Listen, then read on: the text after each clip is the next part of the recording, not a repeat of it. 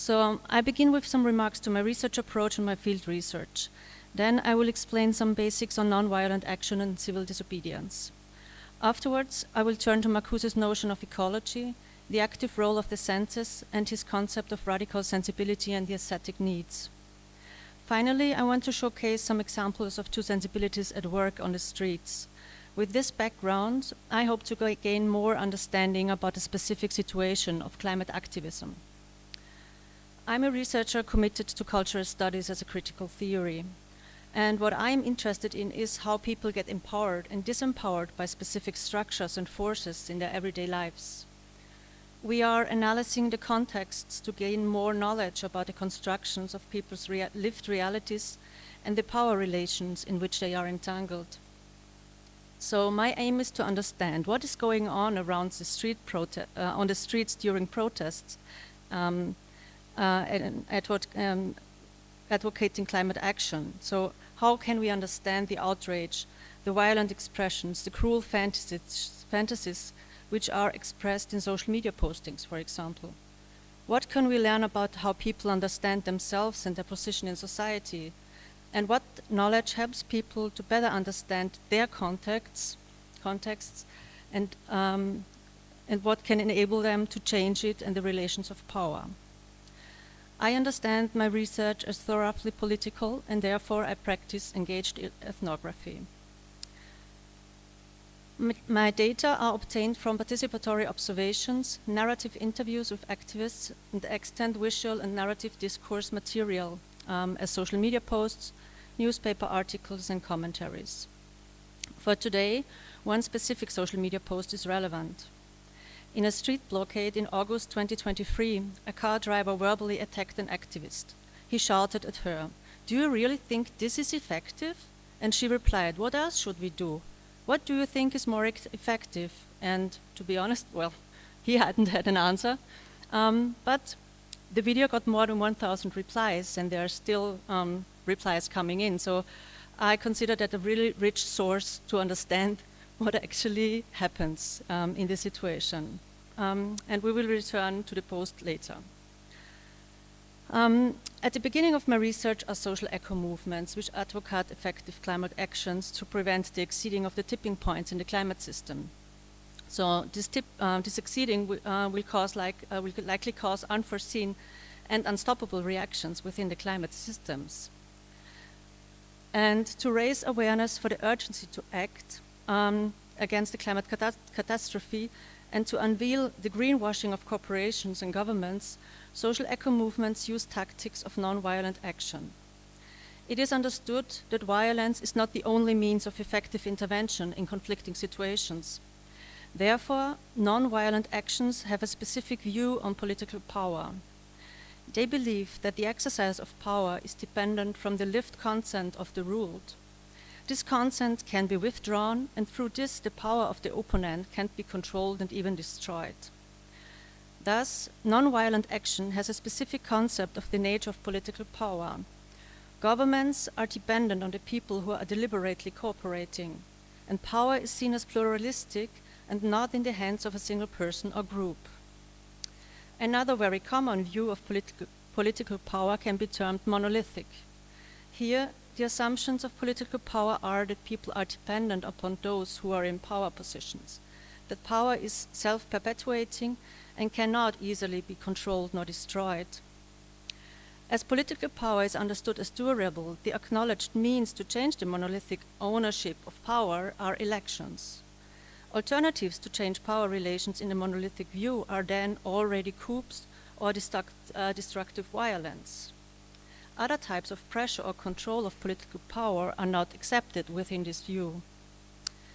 So the pluralistic view of political power instead relies on non-violent actions to build up pressure and control from the roots of power, the society itself.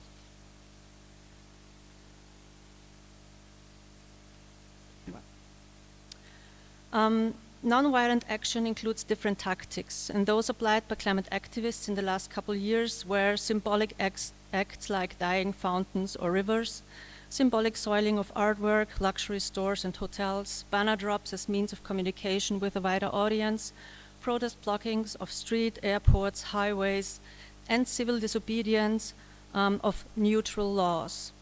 The latter involves unannounced assemblies, blocking of streets and gluing to the pavements. The street blockades are in fact assemblies, and the right to assemble is protected by constitutional law. In Austria, activists thus face minor penalties for breaking administrative law. In Germany, instead, the non-violent blocking of traffic is deemed as a violent act when other means than the own body is used. And cars in the first row are understood as means to block the street. So non-violent blockings are in Germany treated as coercion. The aim of these movements is to force governments to change their behavior towards the climate crisis and stop doing business as usual. And opponents of the protests react to them in different ways.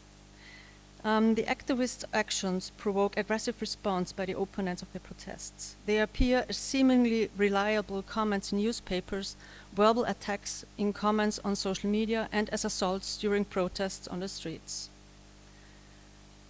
The controversies over the legitimacy of protest techniques can be traced down to the two conflicting views of political power.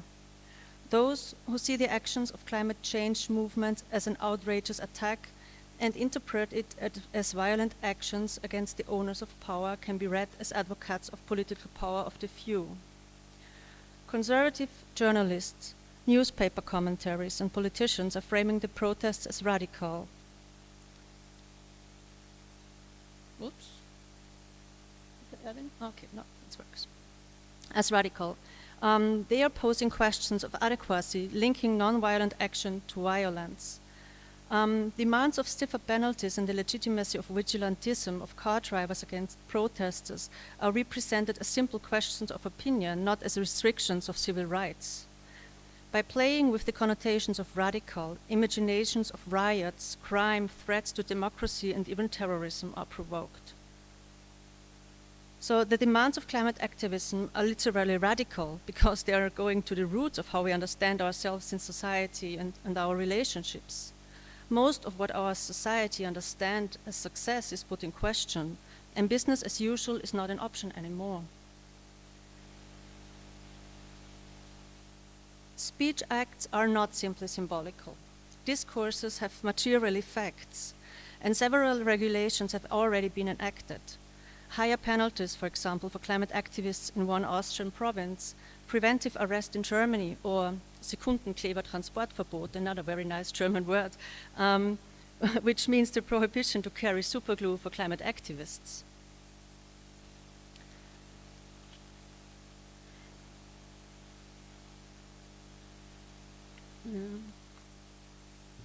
Okay. So the analysis of the commentaries on Facebook showed that people draw back to these arguments against climate protesters. People interpret the power relations in a monolithic view and see themselves as powerless muppets dependent on the goodwill of the government. Others deem activists as criminals and terrorists and demand imprisonment or even psychiatric treatments.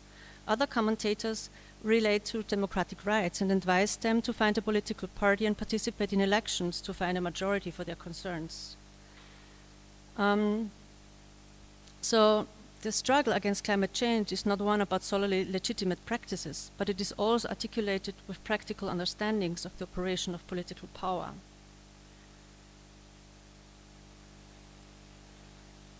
So to explain what can be witnessed in this situation, I want to draw on Marcuse's notion of ecology, his understanding of the human-nature relation, the role of the senses in reproducing the status quo, and how a radical sensibility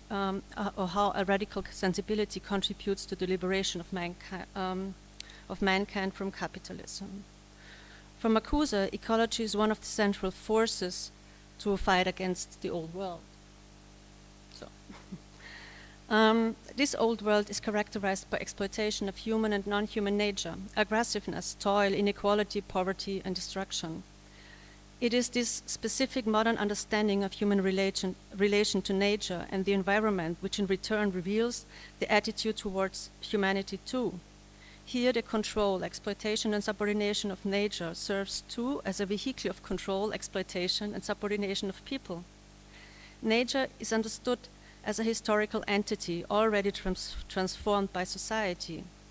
This means acknowledging that nature is subjected to a specific rationality. And this is a technological, instrumentalist rationality bent to the requirements of capitalism.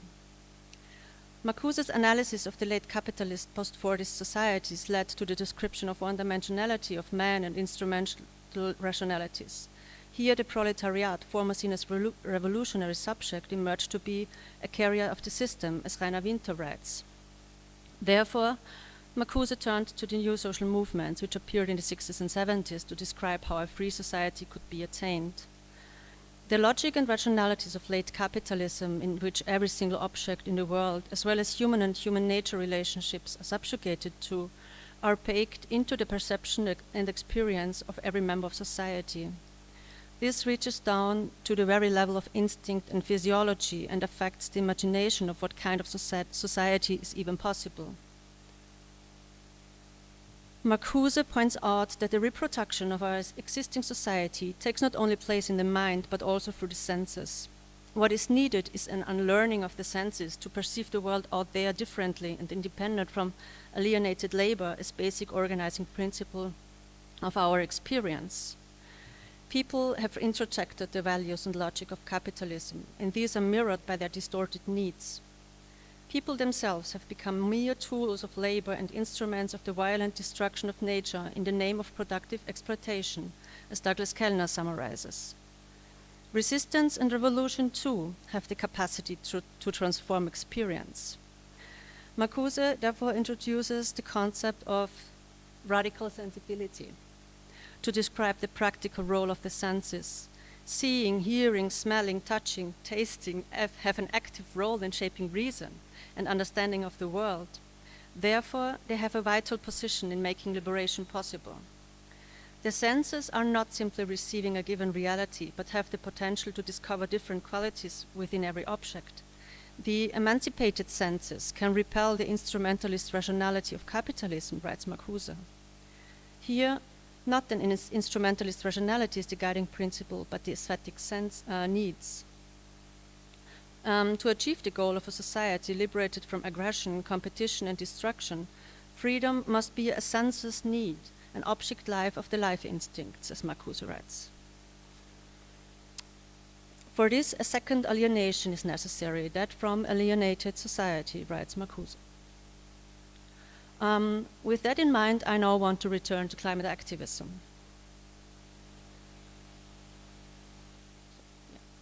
All social eco-movements which were found in the last years call for immediate action against global warming and for effective climate measurements, ending fossil fuel dependency, lowering carbon dioxide emissions, implementing Citizens' Council for climate policies, and so on. It is not only ecological transformation, but an overall change which is needed. To resolve the climate crisis, reorganization of our economy, agriculture, transport, and labor is necessary. So the movements are not single-issue organizations or movements. Justice is at the core of their mission, and all demand climate justice for most affected people and areas. And climate justice implies taking responsibility of those who profit most from the pollution and are less vulnerable to the effects of climate change. So social eco-movements can be seen as having developed this radical sensibility and demanding radical change, therefore. The A 2022 network released their declaration on the crisis and described the basic values of their action. It states that the old world, it states that the, sorry, let's go back one. It states that the old world we are living in cannot be sustained, and they are creating a new world based on the aesthetic needs of love, forgiveness, and solidarity. Already here in the first sentences, I'm reminded of what Marcuse described as new sensibility, the ascent of the life instincts over aggressiveness and guilt. With life instincts, the eros, as driving force, priorities are radically reorganized. The declaration continues with a conception of humanity based on love and truth and turns its back on evil and death. There's a specific social content of political action towards a liberated society.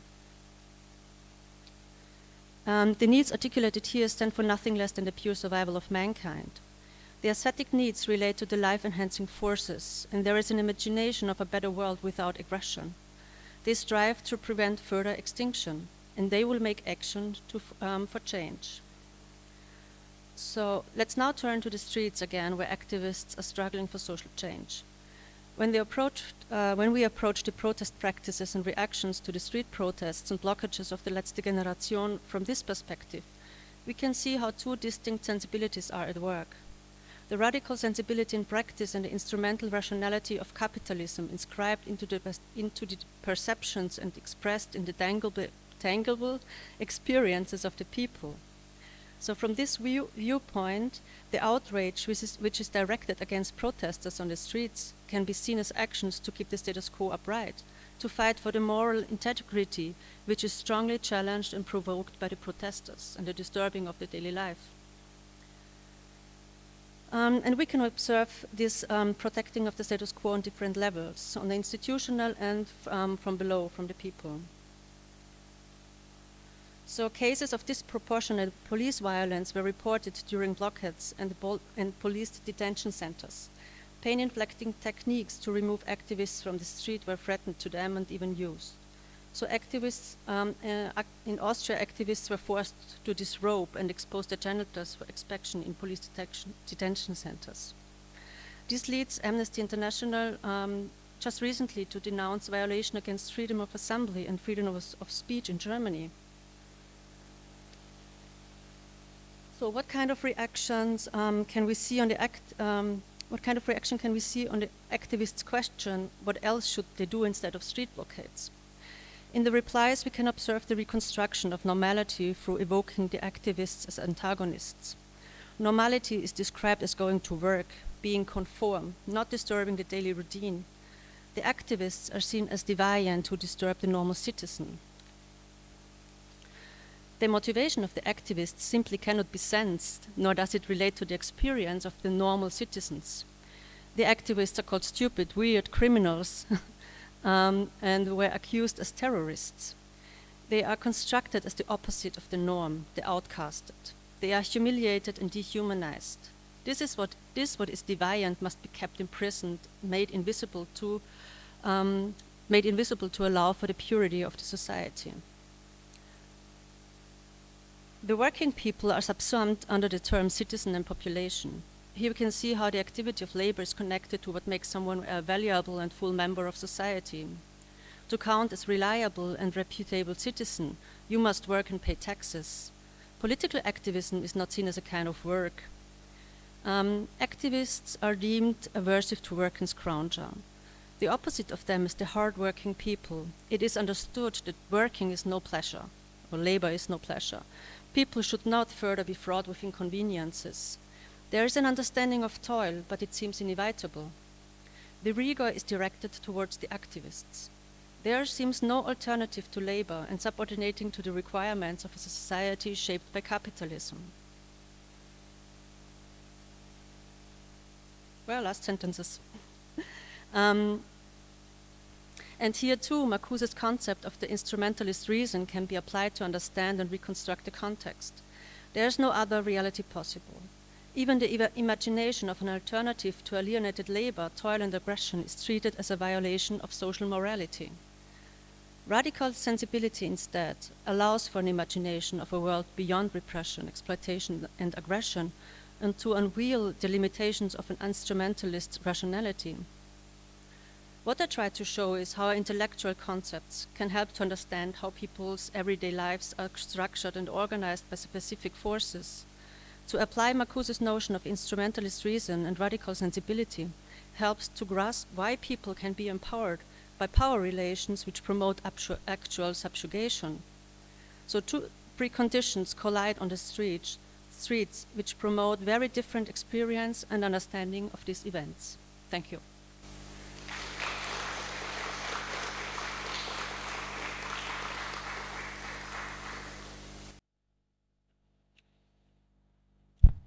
Yes, thank you very much for this wonderful lecture about the activism in not only in Austria, it's also here in Germany. I have a question, which sorry for that, because that bothered me every time. Yeah. So, what is the difference between emancipatory violence and non-emancipatory violence? What do you have in mind? What do you how you have to explain the society? My violent acts, my activism is maybe ethical or political better and will open options for a lot of people and not close options for other people. And it has an ethical normative standard, which is more than closer to emancipatory than to regressive violence. First of all, what activists like Letzte Generation do is nonviolent action. It's not violence. So violence is using weapons and destruct people and kill. So there's a clear distinction what is understood as violent and non-violent.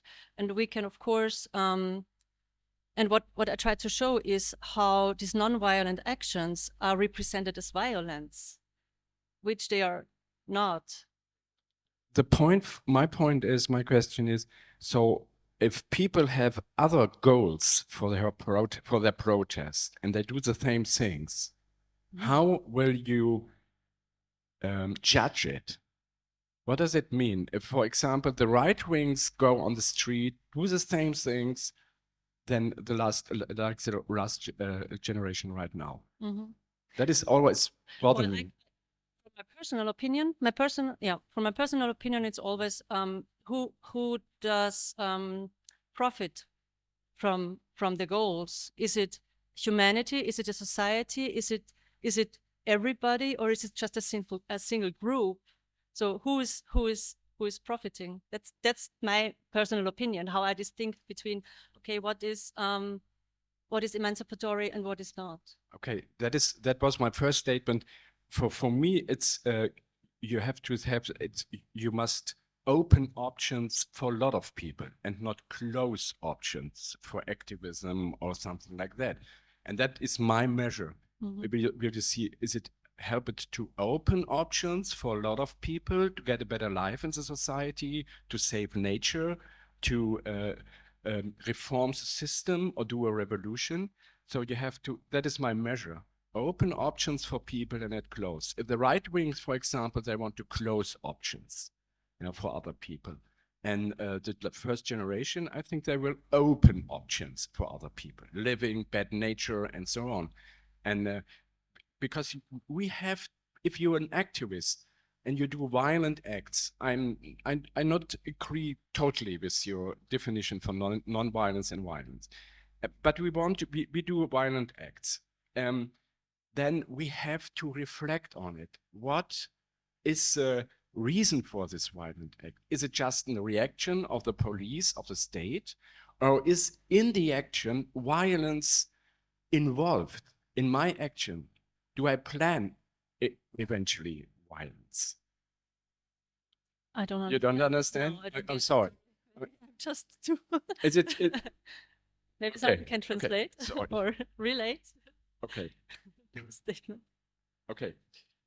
Okay, we can discuss it later. Yes, okay, great, thanks. Great. I love you. Is there a question from the audience? I'm sorry, but that's a problem. What bothers me, and you picked on exact my point. You picked it, and a lot of people know that I'm working on this. Okay, is there another statement, a question on the audience? Yes.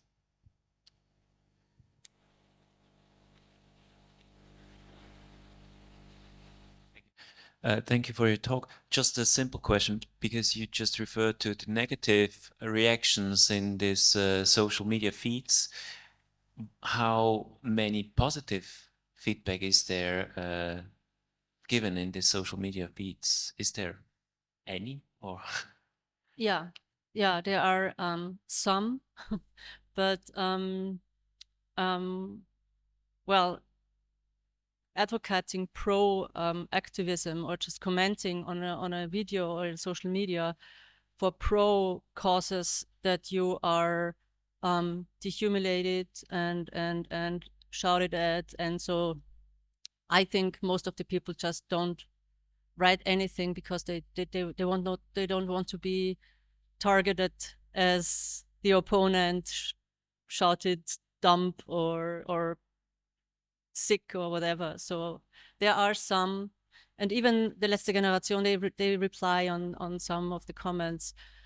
Yeah, but we all know really dialogue is not possible in social media posts. So unfortunately, yeah, but for me, it's a rich resource just to understand. Yeah, what is short.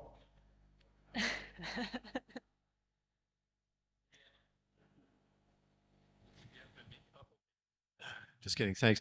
I think thanks for an excellent paper. It's very interesting the way you weave all of these things together in terms of the empirical research and the interviews, and then bringing Marcuse into the frame in terms of more radical transformation.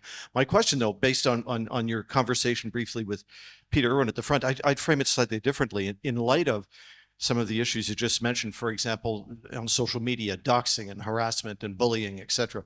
We've seen, for example, a number of women politicians leave politics recently because the harassment and the death threats are just too much, and women of color particularly. But my question is, I guess, somewhat different, and that is, given what you just mentioned about this kind of social media bullying and harassment, what is the status, or what is the response of, what's the response to that? And is nonviolence enough? I don't know if that leads in the direction of Peter Irwin's question, namely to respond to violence with violence. I don't think that's where you're going. That's not what you're saying. You're talking about nonviolent action. I appreciate that. But what is the response of activists, climate activists, or any other activists to this kind of unapologetic harassment, bullying, and whatnot? Well, they are not naive, you know. They expect that. They expect the violence from police. They know that they will get hurt within the actions, and they expecting this response. And on the one sense, is that, well, it's still it's attention. So it gives attention. Not only, of course, there's always discuss the action. So is this legitimate to block the streets? But you cannot not talk about climate change anymore, of course. And so the topic, the thing which it is really about, is talked about. So in this sense, they reach their goals. That climate change is a topic, is an issue heavily discussed. So yeah, that's what it is, and the rest, they just expect it. They know that that will come. They have learned from civil rights movements. They have learned from the women's liberation movement. So they don't see them excluded from the history. So they know there's a history of these actions, and that's where they got their power from, and the energy to just go on.